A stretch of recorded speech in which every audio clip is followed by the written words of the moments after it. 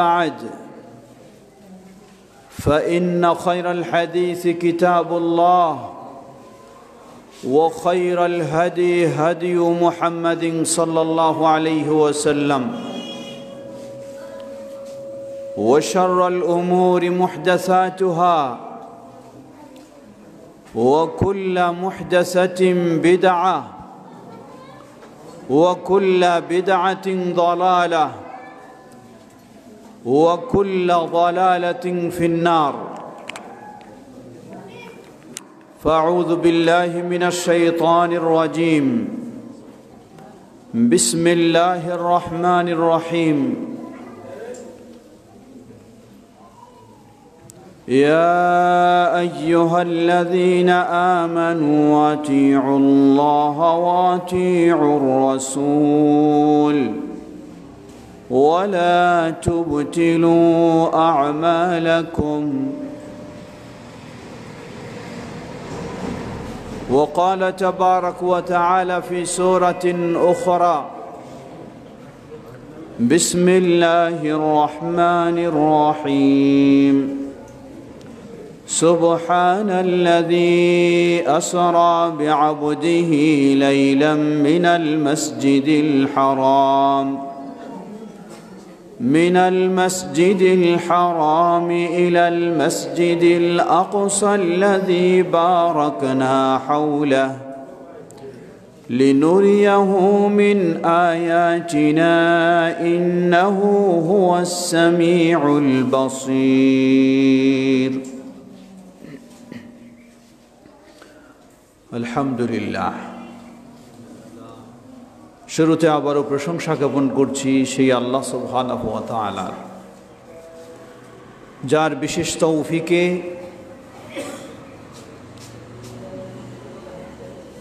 ব্রাহ্মণবাড়িয়া জেলায় নবীনগর উপজেলায়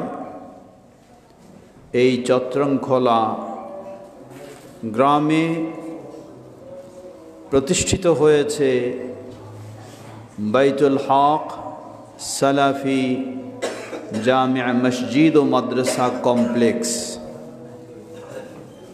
যিনি এই তৌফিক দিয়েছেন,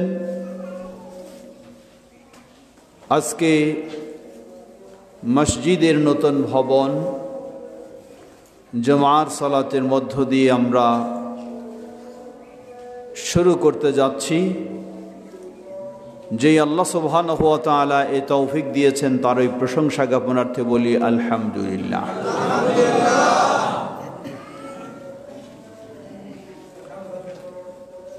অতঃপর অসংখ্য সালাত ও সালাম পেশ করছি প্রিয় রাসূল মুহাম্মদ সাল্লাল্লাহু আলাইহি ওয়াসাল্লাম, তার আসহাবী কেরাম, আহলে বাইত, শেষ দিবস পর্যন্ত তার প্রতিটি একনিষ্ঠ অনুসারীদের উপর। হামদ সালাতের পরে কৃতজ্ঞতা জানাচ্ছি তাদের, যারা অর্থ দিয়ে, সময় দিয়ে, শ্রম দিয়ে, সার্বিক সহযোগিতা দিয়ে, এমনকি জায়গা জমি দিয়ে এই মসজিদ ও মাদ্রাসা কমপ্লেক্স এর অবদান রেখেছেন। আল্লাহ তাদের সকলের এই অবদানকে কবুল করে নিন। এই মসজিদ ও মাদ্রাসা কমপ্লেক্সকে তাওহীদ ও সুন্নাহর কমপ্লেক্স হিসাবে আল্লাহ কবুল করে নিন। সমবেত মুসল্লিবৃন্দ, উপস্থিত প্রিয় ভাই ও বোনেরা, বর্তমান আমরা, এটি কোনো আলোচনা নয়, এটি জুমার খুতবা। জুমার খুতবার কতগুলি বিশেষ আদব রয়েছে, নিয়ম রয়েছে, সেগুলি আমাদেরকে অবশ্যই খেয়াল রাখতে হবে। আল্লাহ রসুল সাল্লাল্লাহু আলাইহি ওয়াসাল্লাম বললেন, জুমার দিন যে ব্যক্তি তার বাড়িতেই সুন্দরভাবে পবিত্র হয়ে গোসল করে, অজু করে, সুগন্ধি থাকলে সুগন্ধি ব্যবহার করে, তার সুন্দর কাপড় পরিধান করে। এই সুগন্ধি ব্যবহার শুধু পুরুষদের জন্য, মেয়েদের জন্য নয়। তারা বাইরে বের হলে সুগন্ধি ব্যবহার করতে পারবে না। অতঃপর মসজিদে আসবে, মেম্বারে খতিব দাঁড়ানোর পূর্বে এসে যেখানে জায়গা পাবে 2 রাকাত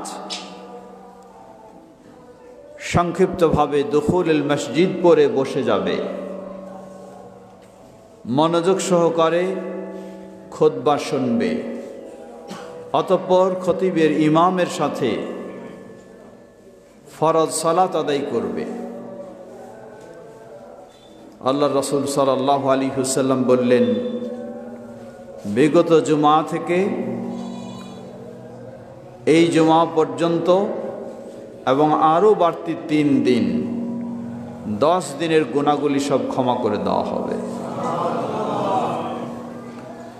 তিরমিজির বর্ণনায় এসেছে, যেটি সহিহ, যে ব্যক্তি তার বাড়িতেই এইভাবে প্রস্তুতি নিয়ে ওযু করে মসজিদে আসবে, সাউন্ড একটু কমায় দিন, এভাবেই মসজিদে আসবে, তার প্রতিটি কদমের বিনিময়ে 1 বছরের সালাতের, নফল সালাতের এবং 1 বছরের নফল সিয়ামের সওয়াব দান করা হবে। সেই হাদিস সহিহ। এটি হলো ফজিলত ও মর্যাদার দিক। অপর দিক হলো মসজিদে এসে কেউ যদি তার পার্শ্বে কথা বলে আর তাকে বলে শুধু চুপ করো, এতটুকু যদি বলে, আল্লাহ রাসূল সাল্লাল্লাহু আলাইহি সাল্লাম বললেন যে চুপ করতে বলবে তার জুমার মর্যাদা বাতিল হয়ে যাবে। যে কথা বলবে তারটা কত বড় অপরাধ বলার অপেক্ষা রাখে না। মানে আপনার পাশে কেউ কথা বললেও আপনি তাকেও চুপ করো এই কথাটাও বলতে পারবেন না। এত নীরব হয়ে, মনোযোগী হয়ে, একাগ্রতার সাথে জুমার খুতবা শুনতে হবে। অন্য হাদিসে এসেছে, আল্লাহ রাসূল সাল্লাল্লাহু আলাইহি ওয়াসাল্লাম বলেন, খুতবা চলাকালীন অবস্থায় কেউ যদি সামান্য কিছু নাড়াচাড়া করে তাহলেও তার খুতবার মর্যাদা বাতিল হয়ে, জুমার মর্যাদা বাতিল হয়ে যাবে। সুতরাং মোবাইলের যুগ, মোবাইলও আপনার বন্ধ, নাড়াচাড়ার সুযোগ নেই, কোনো কিচ্ছু করার সুযোগ নেই। নীরব নিস্তব্ধ হয়ে অত্যন্ত মনোযোগের সাথে খুতবা শুনতে হবে। সমবেত মুসল্লি বৃন্দ, প্রসঙ্গক্রমে বলতে চাই, মনোযোগ সহকারে খুতবা শুনবেন, কিন্তু খুতবা যদি না বুঝেন তাহলে তো মনোযোগ আসবে না। আমি হলাম বাঙালি মানুষ, বাংলা বুঝি, আরবি বুঝি না। খতিব সাহেব আরবি ছাড়া কোনো বাংলা কথা বলেন না, তাহলে তো আমি ঘন্টার পর ঘন্টা বসে থাকলেও কিছু বুঝবো না। আর না বোঝার কারণে আমার তো মনোযোগও ঠিক থাকবে না, মনের ভিতরে অন্য চিন্তা আসবে। এজন্যই নিয়ম হলো মুসল্লিদের ভাষায় খুতবার মৌলিক বিষয়গুলি ব্যাখ্যা করে দেওয়া, এটি সুন্নাহসম্মত। বললেন কেমনে? কারণ খুতবা হচ্ছে মুসল্লিদেরকে দ্বীন শিক্ষা দেওয়া। তারা যদি এসে একটা শব্দও বুঝতে না পারে, কোনোই শিক্ষা নিতে না পারে, তাহলে খুতবার উদ্দেশ্য সফল হবে না।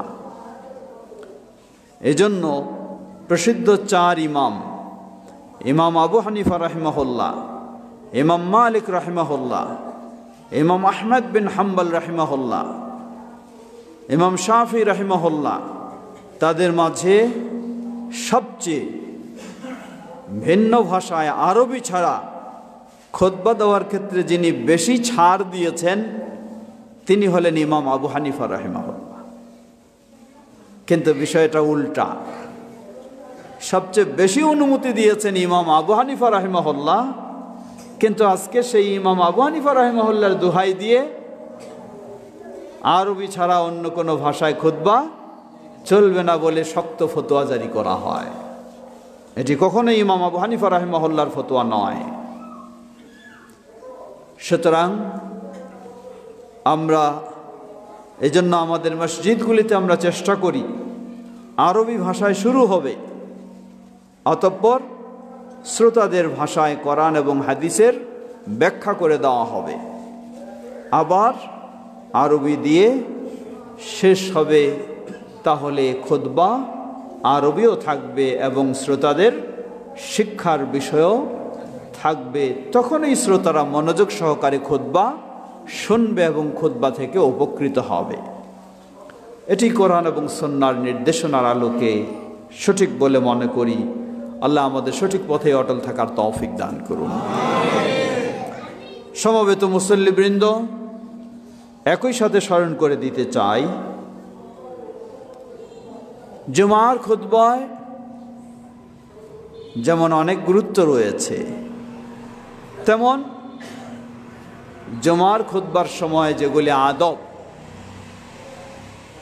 একজন মুসল্লি হয়তোবা তিনি বিলম্ব করেছেন, খুতবা শুরু হয়ে গেছে, এখন তিনি মসজিদে প্রবেশ করলেন, তিনি কিভাবে মসজিদে প্রবেশ করবেন, কিভাবে বসবেন? আল্লাহ রসুল সাল্লাল্লাহু আলাইহি ওয়াসাল্লাম হাদিস সহিহুল বুখারীর মসজিদের মেম্বারে দাঁড়িয়ে তিনি খুতবা দিচ্ছেন। এমন মুহূর্তে একজন সাহাবী প্রবেশ করলেন। সাহাবীর নাম হলো সুলাইক আল গাতফানি রাদিয়াল্লাহু তাআলা আনহু। তিনি এসে দেখছেন যে খুতবা চলতেছে, এসে চুপচাপ নীরবে যেখানে জায়গা পেলেন বসে গেলেন, বসে খুতবা শুনতেছেন। রাসূলুল্লাহ সাল্লাল্লাহু আলাইহি ওয়াসাল্লাম তাকে মেম্বার থেকে লক্ষ্য করেছেন যে তিনি এসেই বসে গেছেন। মেম্বার থেকে দাঁড়িয়ে তাকে বললেন, আসল্লাইতা, তুমি কি সালাত আদায় করেছো?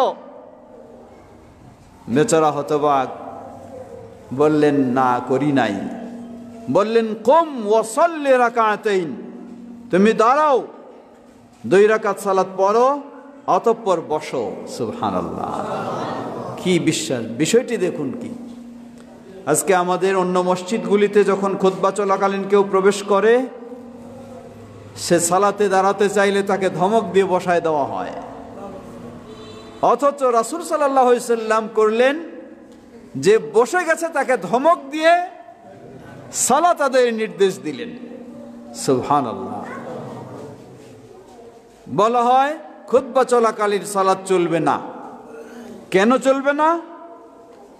যে খুতবা মনোযোগ দিয়ে শুনতে হবে, এই সময় অন্য কিছু করার সুযোগ নাই। কথা সত্য। অন্য কিছু করার সুযোগ নাই মানে কি এটা বুঝতে হবে। গল্প করার সুযোগ নেই, কথাবার্তা বলার সুযোগ নেই, নড়াচড়া করার সুযোগ নেই, এক দোয়া দুরুদে ব্যস্ত হওয়ারও সুযোগ নেই।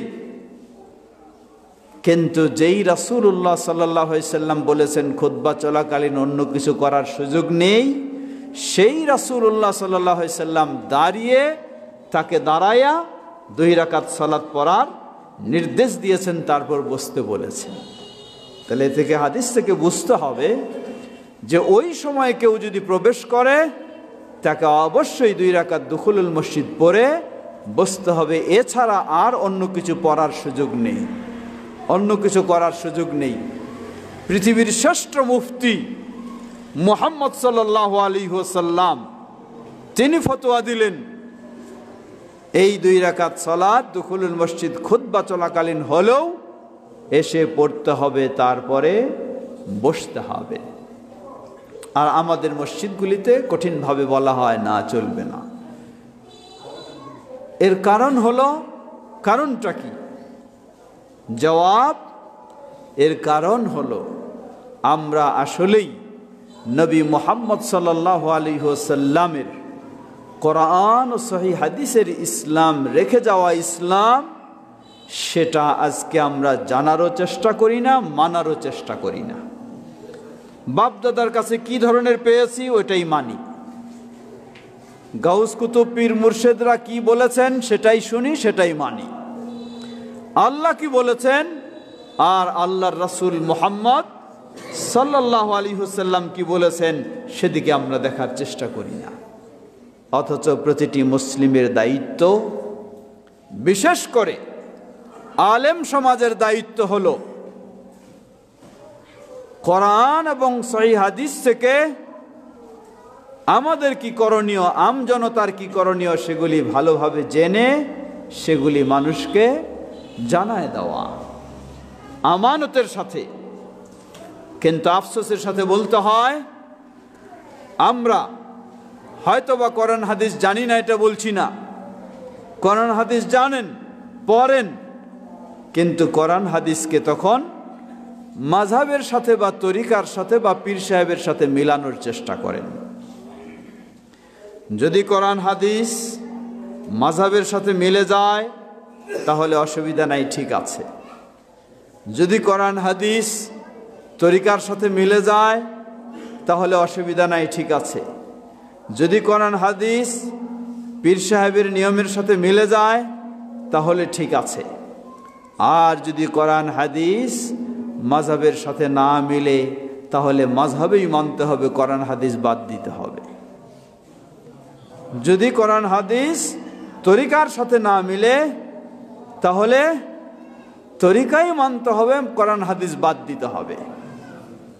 যদি কোরআন হাদিস পীর সাহেবের সাথে না মিলে তাহলে পীর সাহেবের কথাই মানতে হবে, কোরআন হাদিস বাদ দিতে হবে। এই হয়ে গেছে আজকে আমাদের স্বভাব। অথচ লক্ষ্য করুন, আপনি ইমাম আবু হানিফা রাহিমাহুল্লাহর দোহাই দিচ্ছেন। ইমাম আবু হানিফা রাহিমাহুল্লাহ কি বলেন?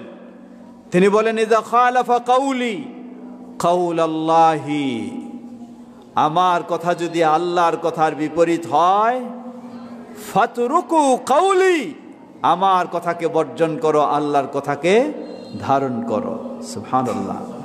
সত্যি ইমাম আবু হানিফা রাহিমাহুল্লাহ তিনি আল্লাহকে ভয় করেছেন, আল্লাহর কথাকেই প্রাধান্য দিয়েছেন, নিজের কথাকে বর্জন করার নির্দেশ দিয়েছেন, রাসূলের কথাকে প্রাধান্য দিয়েছেন, নিজের কথাকে বর্জন করার নির্দেশ দিয়েছেন। কিন্তু আমরা আজকে সেই ইমাম আবু হানিফা রাহিমাহুল্লাহর দোহাই দিই বটে, কিন্তু ইমাম আবু হানিফা রাহিমাহুল্লাহর মতো হতে পারি নাই।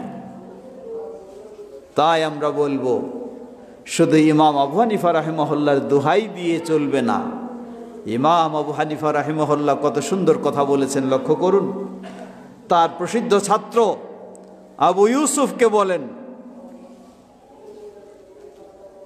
হে আবু ইউসুফ, ইয়াকা ওয়াল কাওলা ফি দীনিল্লাহি বিররায়, তোমাকে সতর্ক সাবধান করছি, আল্লাহর দ্বীনের ব্যাপারে নিজের মন মতো কোনো কথা বলো না। কারণ আল্লাহর দ্বীনের ব্যাপারে বলতে হবে আল্লাহ যা বলেছেন এবং আল্লাহর রাসূল সাল্লাল্লাহু আলাইহি ওয়াসাল্লাম যা বলেছেন তার বাইরে নয়।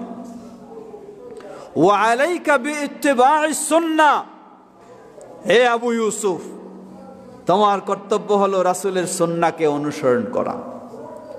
মান খারাজা আনহা ফাকাদ যাল্লা, জেনে রাখো যে রাসূলের সুন্নাহ থেকে বের হয়ে যাবে সে কখনো হেদায়েতের উপর থাকতে পারে না, পথভ্রষ্ট হয়ে যায়। এ হলো ইমাম আবু হানিফা রাহিমাহুল্লাহর উপদেশ।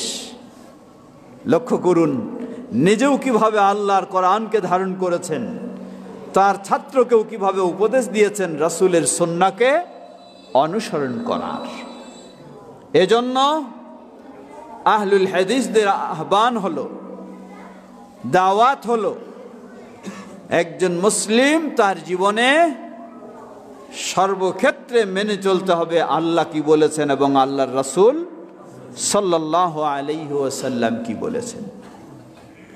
আজকে এই বাইতুল হক সালাফি জামে মসজিদ ও মাদ্রাসা কমপ্লেক্স এর আহ্বান হলো সেটাই, যেই আহ্বান জানিয়েছেন 1300 বছর পূর্বে ইমাম আবু হানিফা রাহিমাহুল্লাহ। সুতরাং কেউ মনে করবেন হয়তো যেই বাইতুল হক মসজিদ আবার আমাদের বিরোধী। জবাব না, এই বাইতুল হক মসজিদ আপনার বিরোধী নয়। এই বাইতুল হক মসজিদ বলে কোরআনের কথা, এই বাইতুল হক মসজিদ বলে রাসূলের হাদিসের কথা, এই বাইতুল হক মসজিদ বলে খোলাফায়ে রাশিদিনের কথা, এই বাইতুল হক মসজিদ বলে সেই প্রসিদ্ধ ইমামদের কথা। এতে যদি আপনি বিরোধী হয়ে যান সেটি আপনার বিষয়, কিন্তু এটি কখনো কোরআন ও সুন্নাহ ও সঠিক ইসলামের বিরোধী নয়, বরং কোরআন সুন্নাহ ও সঠিক ইসলামেরই আমল এবং প্রচার প্রসারের জন্য প্রতিষ্ঠিত হয়েছে এই বাইতুল হক সালাফি জামে মসজিদ। আলহামদুলিল্লাহ। প্রিয় ভাইরা আমার, সুতরাং আজকের এই উদ্বোধনী খুতবায় আমরা সকলকে জানাতে চাই, মসজিদ বাইতুল হক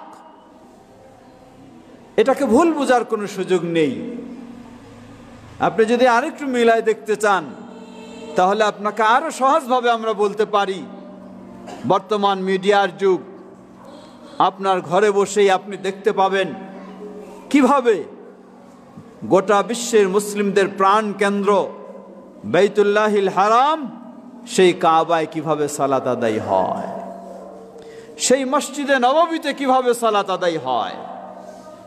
আপনি সেই দৃশ্যটাই এই মসজিদ বাইতুল হক সালাফি জামে মসজিদে যদি এসে দেখেন তাহলে আশপাশের অন্য মসজিদে আপনি মিল খুঁজে পাবেন না, কিন্তু মিল খুঁজে পাবেন এই বাইতুল হক সালাফি মসজিদে ইনশাআল্লাহ। সুতরাং এটাকে ভিন্ন ভাবার সুযোগ নেই। আজকে এই জুমার খুতবায় উপস্থিত হয়েছেন পর্দার আড়ালের মা ও বোনেরা। মা ও বোনদেরকেও স্মরণ করে দিতে চাই, আপনাদেরকেও বিভিন্নভাবে মিসগাইড করা হয়। মসজিদে আজকে শুধু পুরুষদের জন্য সীমাবদ্ধ হয়ে গেছে, মসজিদে মেয়েদের কোনো স্থান নেই, অধিকার নেই। এর অর্থ এই নয় যে বিশৃঙ্খলা করে বেপর্দায় মেয়েরা আসবে, তা নয়। অবশ্যই তারা শৃঙ্খলার সাথে এবং পর্দার সাথে আসবে। এটি আজকে শুধু নয়, সেই 1400 বছর পূর্বে নবী মুহাম্মদ সাল্লাল্লাহু আলাইহি ওয়াসাল্লামের মসজিদেও মেয়েদের উপস্থিতি ছিল। সেই মসজিদেও মেয়েদের সালাতের ব্যবস্থা ছিল। ওই ধারাবাহিকতায় আজও আপনি মদিনার মসজিদে লক্ষ্য করুন, সেখানে মেয়েদের জন্য বিশেষ সালাতের ব্যবস্থা রয়েছে। বাইতুল্লাহিল হারাম কাবা, সেখানেও দেখুন মেয়েদের জন্য বিশেষ এরিয়া চিহ্নিত করে দেওয়া রয়েছে, সেখানে তারা আসবে, সালাত আদায় করবে। আফসোস, আপনি যখন হাটে বাজারে বের হন, অফিস আদালতে বের হন, সময় হলে আপনি মসজিদে গিয়ে সালাত আদায় করতে পারেন, কিন্তু আপনি হয়তো আপনার মাকে বা আপনার স্ত্রীকে বা আপনার বোনকে হাসপাতালে নিয়ে গেছেন অথবা কোনো জরুরি অফিসিয়ালি কাজে নিয়ে গেছেন, তার কোনো সালাত আদায়ের জায়গা নেই। এটি তাদেরকে তাদের অধিকার থেকে বঞ্চিত করা হয়েছে। এজন্য আহলুল হাদিস বা সালাফি মসজিদগুলিতে সর্বত্রই কম বেশি আপনি দেখবেন সেখানে মেয়েদেরও কমপক্ষে জুমার সালাত আদায়ের জন্য তাদের ব্যবস্থা থাকে। আলহামদুলিল্লাহ। অতএব পর্দার আড়ালের মা ও বোনদেরকেও স্মরণ করে দিতে চাই, আল্লাহর রাসূল সাল্লাল্লাহু আলাইহি ওয়াসাল্লাম তিনি বলেছেন, লা তামনাউ ইমা আল্লাহি ইলাল মাসাজিদ। আল্লাহর বান্দিরা যদি মসজিদের দিকে বের হতে চায় তাহলে তোমরা মসজিদে যেতে তাদেরকে বাধা দিও না। এটি রাসূল সাল্লাল্লাহু আলাইহি ওয়াসাল্লামের নির্দেশ। অতএব মসজিদে মেয়েদেরও আসার নির্দেশ নয়, বিষয়টি আমরা স্পষ্ট করব। পুরুষদের যেমন জুমার মসজিদে আসতেই হবে, জামাতের সাথে সালাত 5 ওয়াক্ত আদায় করার নির্দেশ রয়েছে, মেয়েদের ক্ষেত্রে সেই ধরনের নির্দেশ নয়।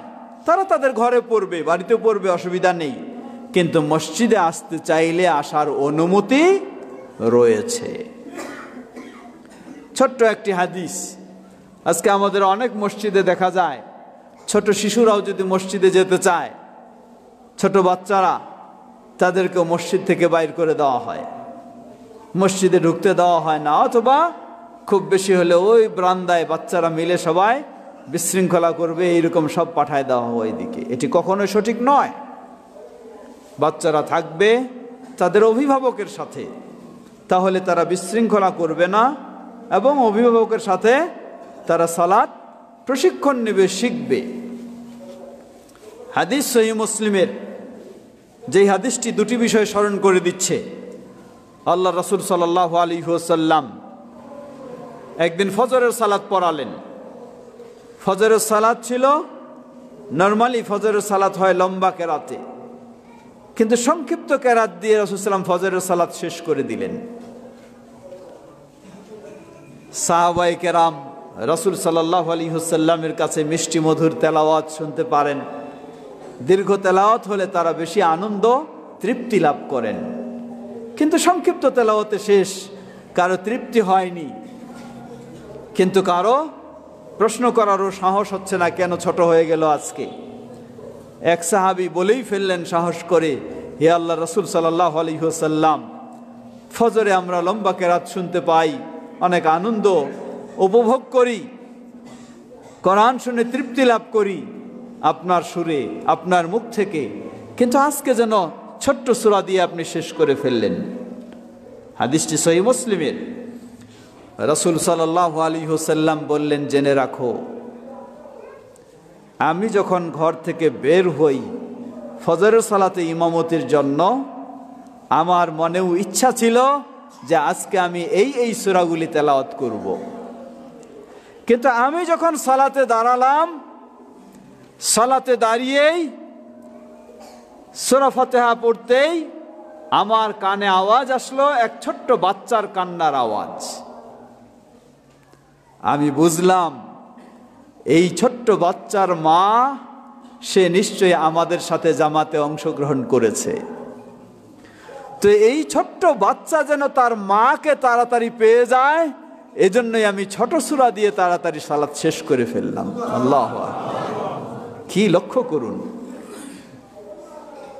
জিনিসটা আমাদের সমাজের নিয়ম অনুযায়ী কি হওয়া দরকার ছিল, যে সালাম ফিরে ওই মহিলাকে শাসাবে, কেন তুমি এসেছো, কেন তুমি বাচ্চা নিয়ে আমাদের সালাতকে নষ্ট করেছো। সুবহানাল্লাহ! কিন্তু তা করলেন না। সেই মহিলাও সুন্দরভাবে সালাত যেন আদায় করতে পারে, তার বাচ্চাও যেন মাকে তাড়াতাড়ি পেয়ে যায়, এজন্য তিনি কেরাতকেই সংক্ষিপ্ত করে তাড়াতাড়ি সালাত শেষ করে দিলেন। কি বোঝা যায়? বোঝা যায় তিনি এতে মেয়েদেরকেও সালাতে অংশগ্রহণ করার সুযোগ করে দিলেন, এমনকি ছোট শিশু যদি আসে তাদেরকেও যেন আসার অনুমতি দিলেন, নিষেধ করলেন না। ছোট্ট বাচ্চারা, তাদেরকে যদি মসজিদে আসতে না দেই তাহলে তো তারা সালাত শিখবে না, তারা দুষ্টামি বিশৃঙ্খলা করে তারা আরো নষ্ট হয়ে যাবে।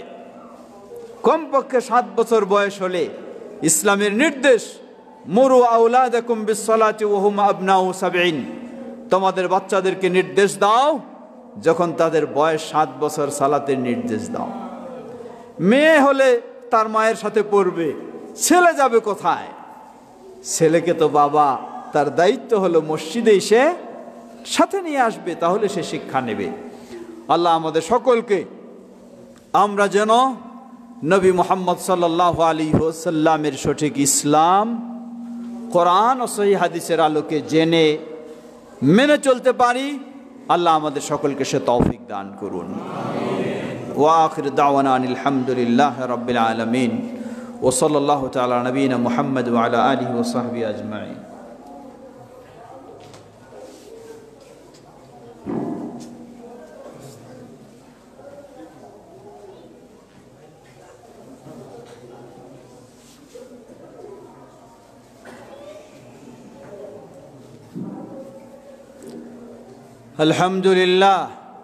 আলহামদুলিল্লাহ রাব্বিল আলামিন ওয়াসসালাতু ওয়াসসালামু আলা আবদিল্লাহি ওয়া রাসূলিহি নবিয়িনা মুহাম্মদ ওয়া আলা আলিহি ওয়া সাহবিহি আজমাইন, আম্মা বা'দ।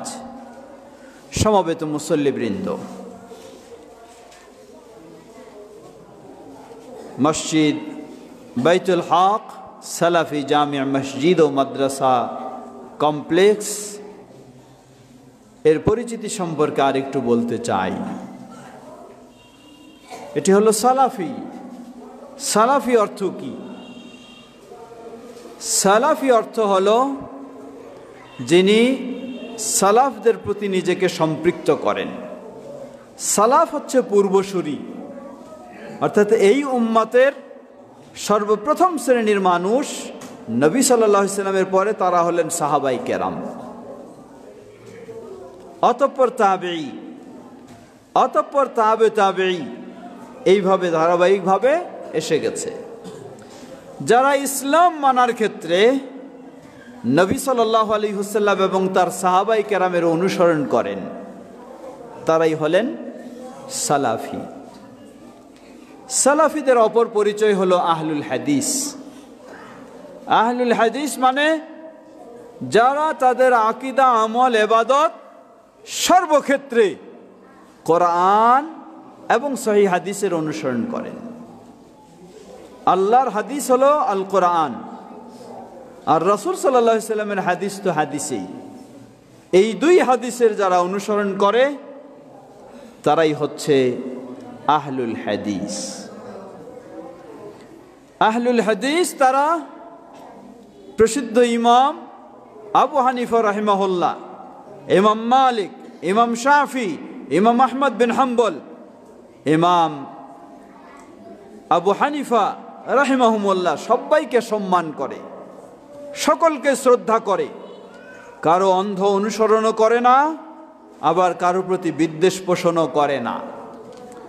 তাদের কথাগুলি যদি কোরআন এবং হাদিসের সাথে মিলে যায় তাহলে কোনো অসুবিধা নেই, আর কারো কথা যদি কোরআন এবং হাদিসের সাথে না মিলে তাহলে তার অন্ধ অনুসরণে তার কথা মানে না, মানে কোরআন এবং হাদিসকে। কারণ এটাই একজন মুসলিমের কর্তব্য। আপনি যখন পৃথিবী থেকে বিদায় নেবেন, কবরে আপনাকে রাখা হবে, সবাই আমরা বলি বিসমিল্লাহি ওয়া আলা মিল্লাতি রাসূলিল্লাহ, আল্লাহর নামে এবং রাসূলের মিল্লাতে। কেউ বলি না বিসমিল্লাহি ওয়া আলা মিল্লাতি আবি হানিফা, কেউ বলি না বিসমিল্লাহি ওয়া আলা মিল্লাতি ইমাম শাফি, ইমাম মালিক, ইমাম আহমদ বিন হাম্বল, বা বিসমিল্লাহ ওয়া আলা মিল্লাতি নকশবন্দি, মুজাদ্দিদি, কাদেরি, কেউ বলি না। সবাই বলি বিসমিল্লাহি ওয়া আলা মিল্লাতি রাসূলিল্লাহ। সুবহানাল্লাহ। এটাই বলে, এটাই প্রমাণ করে ওখানে যেমন রাসূলুল্লাহ ছাড়া আর কেউ টিকবে না, আল্লাহ এবং তার রাসূল, সুতরাং আপনার জীবনটাকেও গড়ে তুলতে হবে আল্লাহ এবং রাসূল যা বলেছেন সেটা দিয়ে, অন্য কোনো দোহাই চলবে না। আমার এলাকার মানুষ এই তরিকার, বা আমার বাপদাদা এই মাযহাবের, বা আমার মানুষেরা এই চিন্তার, কোনো কথা চলবে না। আপনি যদি মুসলিম হন, কবরে আপনি যেতে চান, আপনাকে যদি সেখানে বিসমিল্লাহ ওয়া আলা মিল্লাতে রাসূলিল্লাহ বলে রাখা হয়, তাহলে আপনার জীবদ্দশাও বলতে হবে আল্লাহ কি বলেছেন এবং আল্লাহর রাসূল কি বলেছেন। সেটার আলোকে আপনার আকীদা হবে, সেটার আলোকে আপনার ঈমান হবে, সেটার আলোকে আপনার আমল হবে, সেটার আলোকে আপনার সালাত হবে, সেটার আলোকে আপনার জীবনের সব ইবাদত হবে। এটাই হলো আহলুল হাদিস, এটাই হলো সালাফি মানহাজ। সুতরাং আমরা যেন সেই সঠিক বিষয়টিকে ভালোভাবে বুঝে সেই আলোকে আমাদের জীবনকে গড়ে তুলতে পারি। আল্লাহ আমাদের তৌফিক দান করুন। সমবেত মুসল্লিবৃন্দ, পর্দার আড়ালের মা ও বোনেরা, বিশেষ করে মা ও বোনদেরকে স্মরণ করে দিতে চাই, আপনারা সহজ সরল মনের মানুষ, ইসলামের প্রতি আপনাদের তুলনামূলক বেশি দুর্বলতা ও সরলতা রয়েছে। যে কোনো বিষয় ইসলামের নামে আপনাদের কাছে বললে আপনারা সহজে এটা মেনে নিতে চান। এখানে একটি ভালো দিক রয়েছে আর একটি মন্দ দিক রয়েছে। ভালো দিক হলো ইসলামের প্রতি আপনাদের দুর্বলতা, ইসলামের প্রতি আপনাদের আনুগত্য, ভালোবাসা, এটি ভালো দিক। কিন্তু মন্দ দিক হলো যে কোনো বিষয় ইসলামের নামে বললেই মানা যাবে না, যে কোনো কথা বললেই ইসলামের নামে গ্রহণ করা যাবে না যতক্ষণ না সেই কথা হয় আল্লাহর কোরআনে থাকে অথবা রাসূলুল্লাহ সাল্লাল্লাহু আলাইহি সাল্লামের সহিহ হাদিসে থাকে। এটি নিশ্চিত হতে হবে। আপনারা এই বিষয়টি নিশ্চিত হয়ে আপনার জীবনে সেটি গ্রহণ করবেন, তাহলে আল্লাহর কাছে তা গ্রহণযোগ্য হবে এবং এর প্রতিদান আল্লাহর কাছে পাওয়া যাবে। যদি তা না হয় তাহলে হয় ইবাদতের নামে শিরকে লিপ্ত হয়ে যাবেন অথবা ইবাদতের নামে বেদাতে লিপ্ত হয়ে যাবেন। যখন কেউ শিরকে লিপ্ত হবে অথবা বেদাতে লিপ্ত হবে তাহলে তার কাঙ্ক্ষিত জান্নাত হারিয়ে যাবে। আল্লাহ সুবহানাহু ওয়া তাআলা বলেন, ইন্নাহু মান ইউশরিক বিল্লাহ ফাকাদ হারামাল্লাহু আলাইহিল জান্নাহ ওয়া মাওয়াহুন নার ওয়া মা লিয-যালিমিনা মিন আনসার।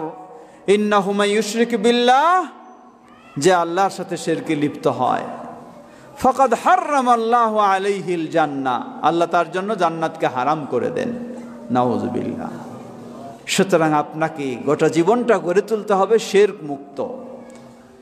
যেন শিরক মুক্ত আপনি হন, তাহলে আপনার জন্য জান্নাত প্রস্তুত, জাহান্নাম থেকে আপনি বাঁচতে পারবেন।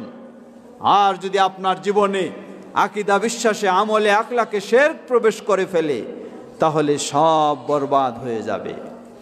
তাই এই বাইতুল হক সালাফি জামে মসজিদের দাওয়াত হলো আমাদের জীবনটাকে করতে হবে শিরক মুক্ত, আমাদের জীবনটাকে করতে হবে বেদা মুক্ত। আমরা যেন সেভাবে আমাদের জীবন গড়তে পারি এবং আমাদের নতুন প্রজন্ম সন্তানদেরকেও গড়ে তুলতে পারি। আল্লাহ আমাদের সকলকে সে তৌফিক দান করুন। সমবেত মুসল্লিবৃন্দ, এই মসজিদ বাইতুল হক ও মাদ্রাসা কমপ্লেক্স আপনারা জানেন, এটি সরকারি কোনো অনুদানে পরিচালিত নয়। আপনার আমার মতো মানুষের সামান্য সহযোগিতা দিয়েই আল্লাহ সুবহানাহু ওয়া তাআলা এটাকে দাঁড় করেছেন। আলহামদুলিল্লাহ।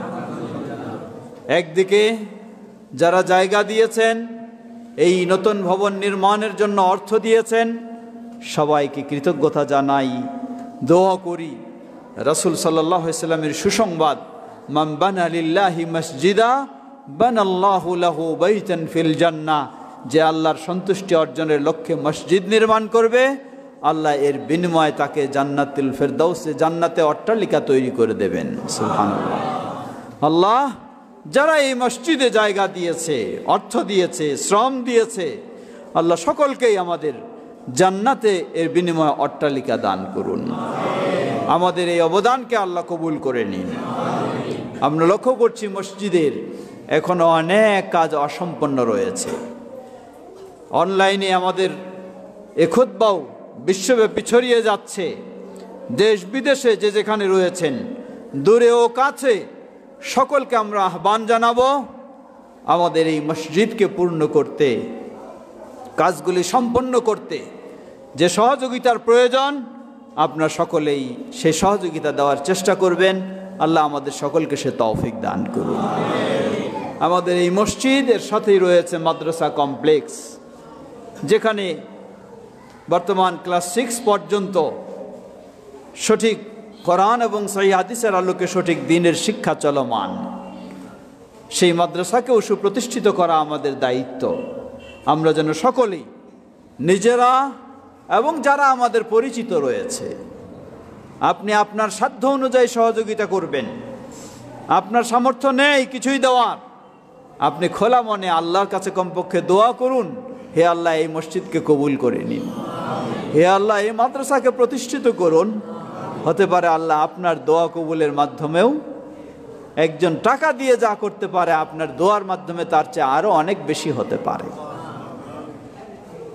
ঠিক তেমনি ভাবে আপনার সামর্থ্য নেই, আপনাদের এইদিকে অধিকাংশ মানুষ এই প্রবাস জীবনে আছে, বিদেশ থেকে বহু টাকা পয়সা রোজগার করে, নিজের বাড়ি সুন্দরভাবে নির্মাণ করে, মার্কেট নির্মাণ করে, আপনি তাদেরকে সংবাদ দিন যে এটা হচ্ছে মসজিদ।